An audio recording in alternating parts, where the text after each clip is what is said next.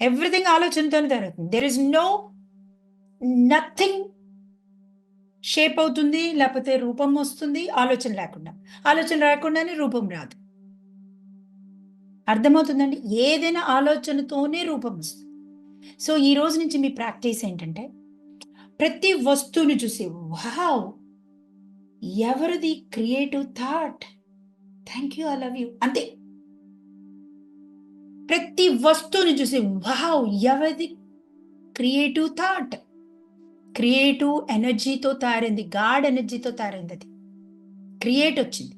అదే మీ సాడ్ ఏం తయారు చేయదు. ఓన్లీ తింటుంది. ఉన్న ఆస్తుల్ని పోగొడుతుంది. Destructive energies. అర్థమవుతుందా అండి మీకు? ఇది అర్థం కాకపోతే మీకు మ్యాజిక్ ఎలా చేయాలో తెలీదు. మీ థాట్‌తో వస్తువు తయారైంది. ఈరోజు నాకు డబ్బులు లేవు, వ్యాపారం లేదంటే అది కూడా దేనితో తయారైంది? మీ ఆలోచనలతోనే. అర్థమవుతుందండి? ఏదైనా ఆలోచనతోనే రూపం వస్తుంది.